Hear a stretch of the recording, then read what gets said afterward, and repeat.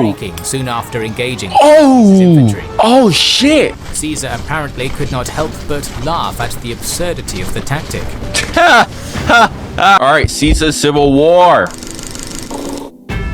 Caesar's civil war was very different from any other civil conflict in history, as he not only fought his internal enemies, but had to take on various foreign powers in order to maintain Roman power. While Caesar was stuck in Egypt, another old enemy of Rome, Pontus, attempted to use the civil war to strike back. Ruled by the son of Mithridates VI, Pharnaces II, the Hellenistic kingdom forced Caesar to divert his armies yet again, leading to the famous battles of Nicopolis and Zela. It is our honor to announce that this episode is sponsored by Total War Rome Remastered and Creative. Yo, I bought Total War Napoleon. I never played it.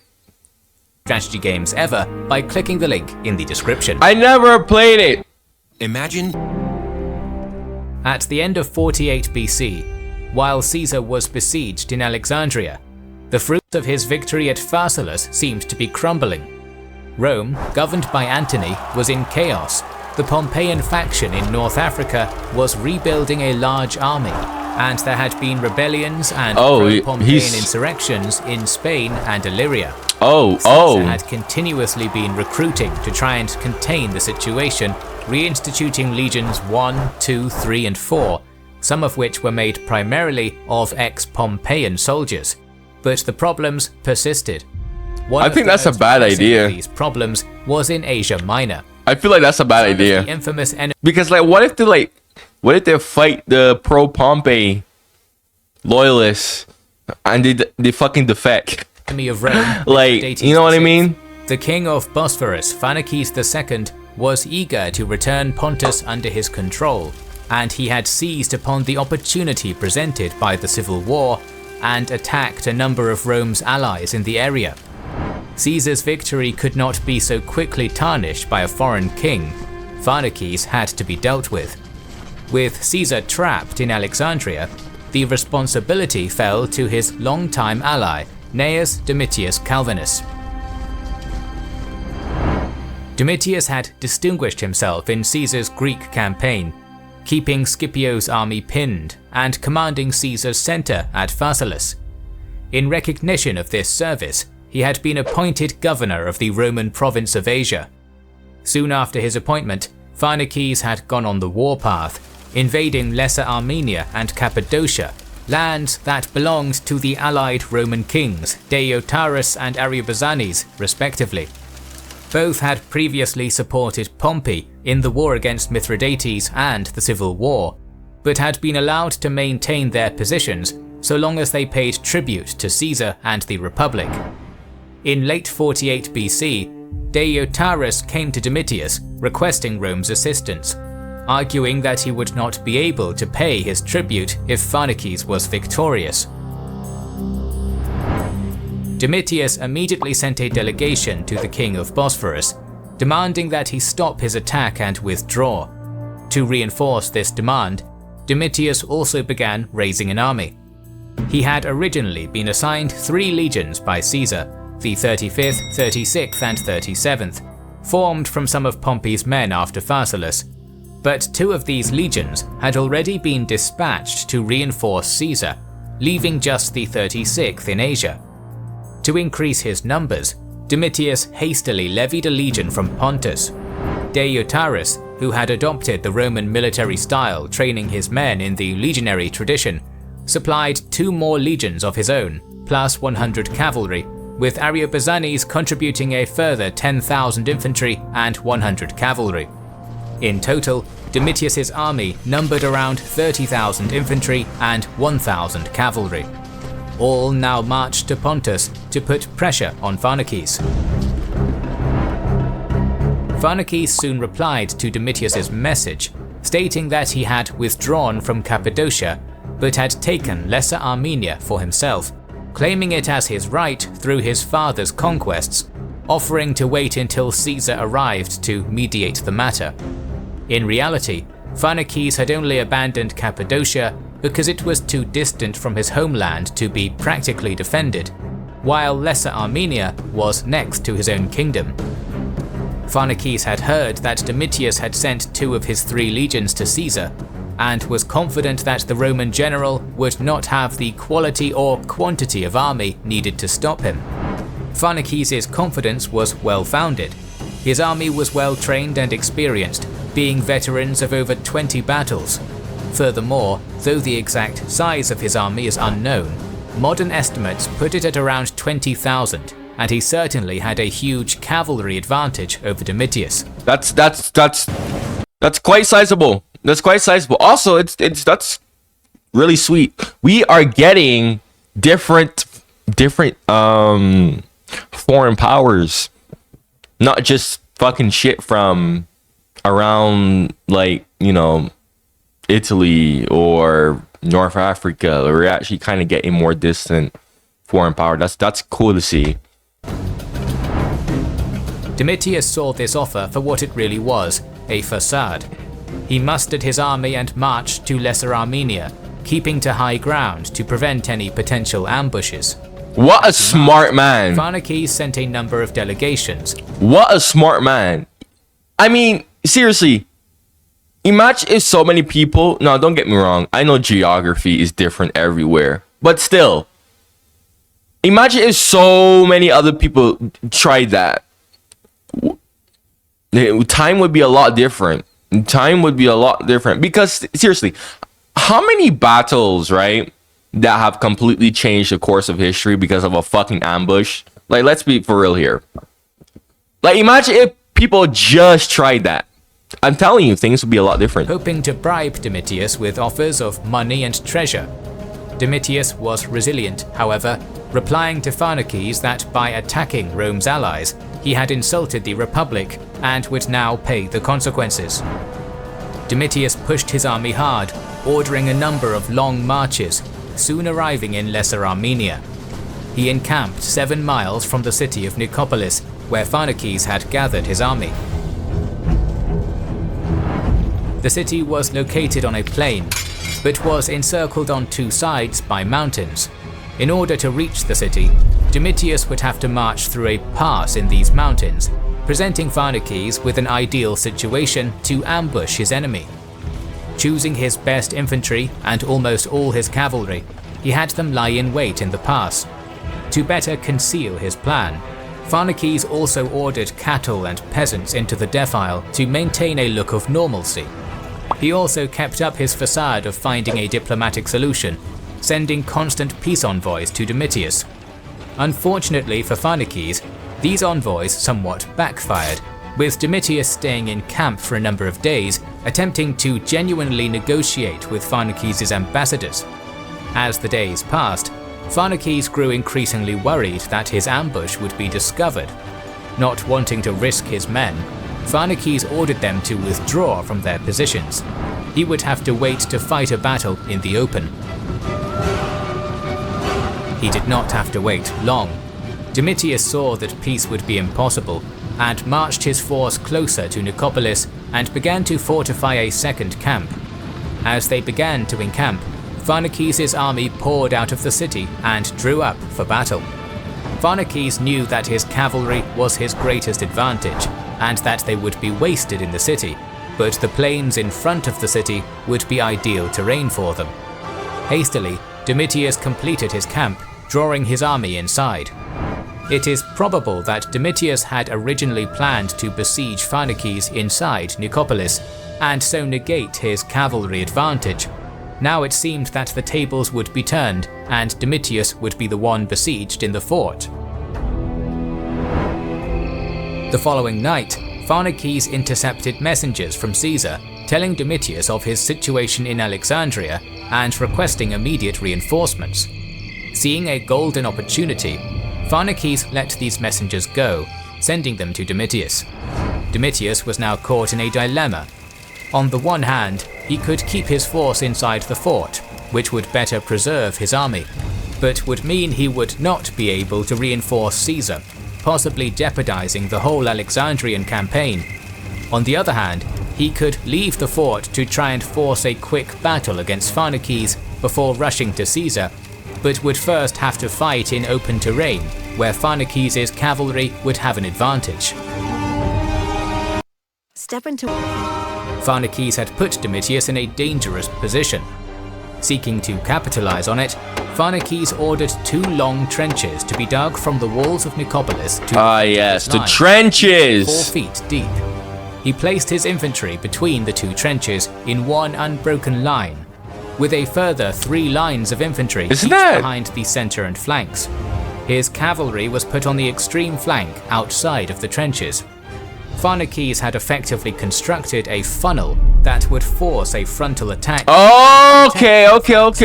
Because what I was looking at this and I was like, isn't that kind of bad because these men could potentially like fall in? But no. Okay. That makes a lot of sense. Allowing his cavalry room to maneuver. Oh yeah. Brilliant tactic. Oh yeah. Would be very difficult for. Oh yeah, that is smart. That is actually smart as shit. Nevertheless, faced with the option of saving Caesar or preserving his army, Domitius chose Caesar and decamped for battle. He drew his force up. What a Chad.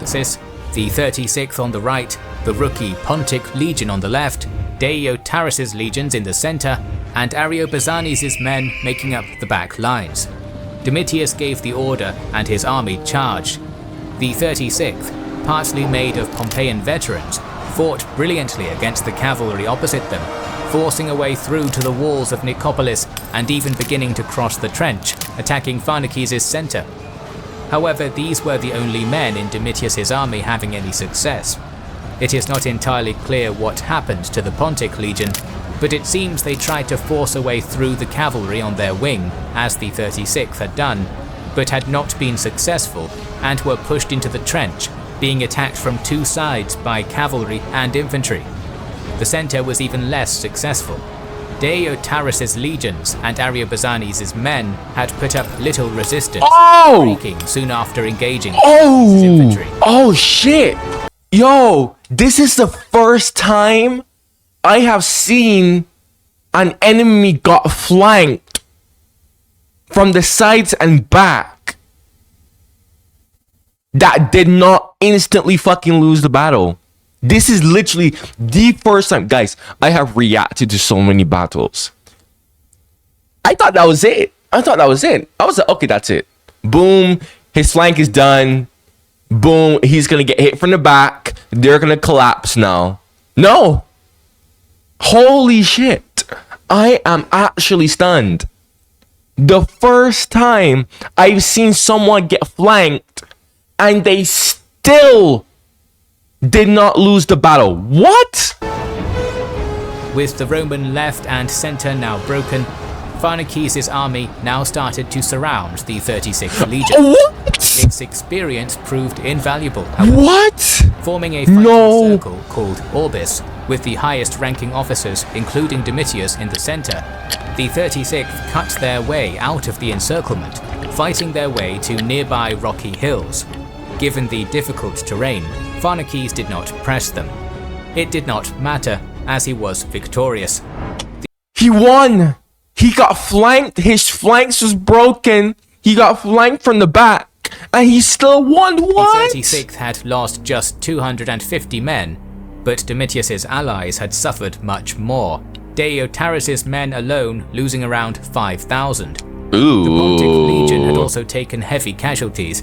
Caesar says that a number of Roman nobles were killed in the battle, and it is likely that they were officers of the Pontic legion. Gathering the remnants of his army, Domitius retreated back to his province of Asia. Pharnaces immediately capitalized on his victory, seizing his father's old kingdom of Pontus, which Pompey had claimed for Rome. He stormed a number of Roman-held towns, putting many Roman citizens to death, castrating Roman boys, and plundering the treasuries. Oh my lord! He would not be able to enjoy his victory for long, however.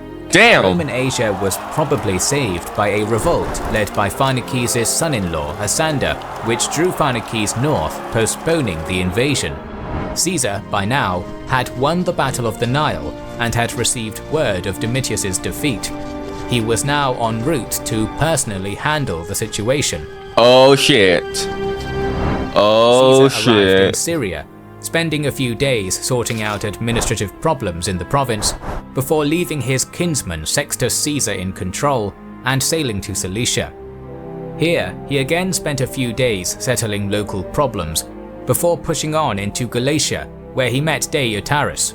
The latter was somewhat nervous of Caesar, as he had previously sided with Pompey. The king sought forgiveness, explaining that due to his position in the east, he had little choice but to support Pompey. With customary clemency, Caesar forgave Deiotarus, though he did chide him for his decision. Caesar mustered the remnants of Domitius's army in Pontus at the end of July 47 BC and prepared to march. The 6th Legion, that he had brought with him from Alexandria, had taken many casualties over the years, and more still had been taken seasick after sailing from Syria to Cilicia, reducing their numbers to less than 1,000. The rest of the army was formed by one of the remaining legions of Deiotarus, the remnants of the Pontic Legion, and the 36th. In total, Caesar's army may have numbered somewhere around 15,000, with the 6th and some of the 36th the only ones who could be considered veterans. With Pharnaces' army being larger and more experienced, this would seem likely to be a long and difficult campaign for Caesar. Caesar's arrival forced the Bosporan king to stop his movement to the north. Pharnaces was well aware that Caesar was badly needed elsewhere, namely in Rome itself. Wishing to exploit this, Pharnaces attempted to stall Caesar, as he had done with Domitius, hoping that Caesar would be forced to return to Rome soon to deal with the turmoil there. Numerous peace delegations were sent to Caesar, highlighting the fact that Pharnaces had not provided auxiliaries to Pompey and that Pharnaces wanted a peaceful resolution. In response, Caesar said that he would be willing to forgive Pharnaces, but in exchange demanded his full surrender and the return of all taken lands and money. Still wanting to buy as much time as possible, Pharnaces initially agreed to these demands, but deliberately delayed, pushing back the date he planned to withdraw his troops. Caesar quickly saw through this charade.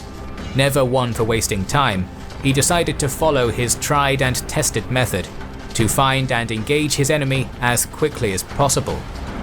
Pharnaces had made camp near the town of Zela, on the site of a famous victory won by his father against the Romans.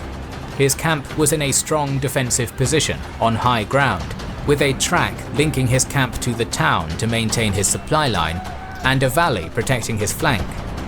Caesar initially camped 5 miles from this location, but upon his scouts reporting Pharnaces' position, he determined to seize the high ground opposite Pharnaces on the other side of the valley. Supplies needed to build ramparts were collected in the first camp, and then orders were given for the legions to march quickly, without baggage, seizing the new location before Pharnaces had a chance to react. The supplies were then brought up from the first camp, and the legions began work on constructing ramparts along the high ground. Classic Fortnite, Caesar. Suddenly Pharnaces drew his army out of camp.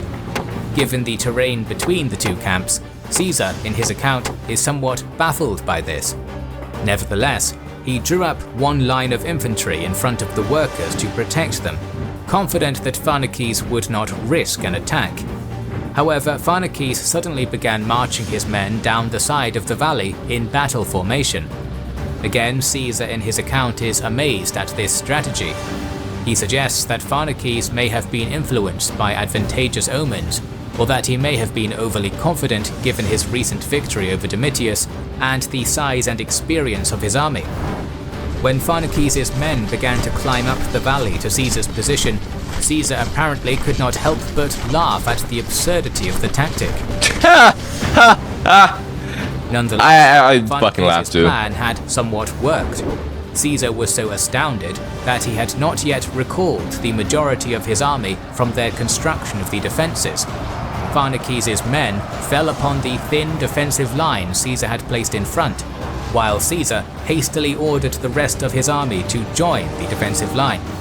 As his men rushed forwards, some of Pharnaces' scythed chariots broke through the thin line, initially wreaking shit. havoc among Caesar's men scrambling to get into position.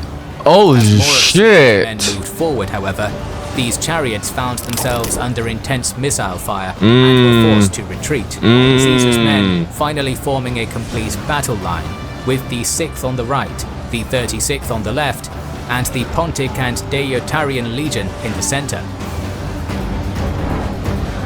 Despite the legions having a huge terrain advantage, the fighting against Pharnaces' veterans was bitter, with brutal hand-to-hand fighting across the entire line.